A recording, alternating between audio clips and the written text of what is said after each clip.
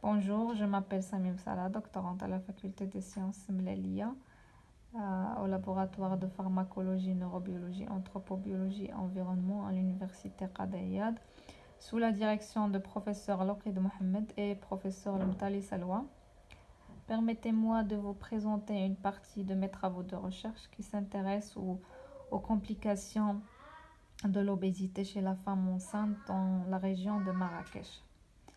Donc, comme c'est déjà connu, l'obésité est devenue un réel problème pour la santé publique en raison de sa forte prévalence dans toutes les régions du monde et aussi ses effets néfastes sur la santé. Au cours de la grossesse, il a été démontré que l'obésité est associée au risque accru, que ce soit maternel ou fœtal, et qui peut mettre en danger la vie de la mère et celle de son nouveau-né. Donc l'objectif dans notre étude était d'évaluer l'impact de l'état pondéral avant grossesse sur la survenue de complications maternelles et fœtales. Concernant le matériel et méthode, euh, c'était une, c'était une étude transversale dans les maternités de Marrakech. 262 parturientes ont été incluses dans l'étude. Pour les données recueillies, on a premièrement le poids avant la grossesse et donc on a calculé par conséquent l'indice de masse corporelle ainsi qu'on a recueilli les complications rencontrées pendant la grossesse et l'accouchement et ainsi que le poids du nouveau-né. Le traitement des données a été effectué ainsi que la réalisation des graphes a été effectuée par le logiciel SPSS version 26. Passons maintenant aux résultats. Donc avant grossesse, on a un taux assez élevé de l'obésité et du surpoids.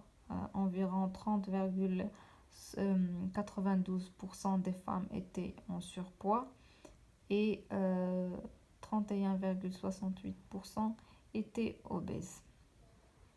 Ce qui confirme un peu ce qui a été dit auparavant concernant les taux alarmants de l'obésité partout dans le monde. Donc, passons maintenant aux complications rencontrées pendant la grossesse. Comme c'est présenté sur le graphe, les femmes obèses présentaient un risque accru de diabète gestationnel et hypertension artérielle. Par contre, elles étaient moins sujettes au risque d'anémie. Concernant la prééclampsie, on n'a pas noté une augmentation assez importante pour les femmes obèses ou en surpoids.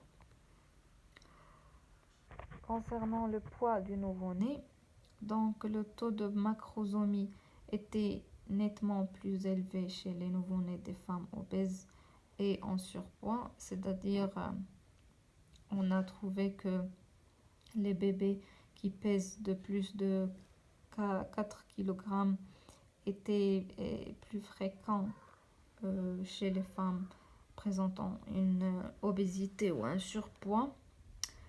Concernant le faible poids à la naissance, c'est-à-dire inférieur à 2 kg, inférieur à 2,5 kg, on a noté une toute petite augmentation chez les femmes obèses ou en surpoids.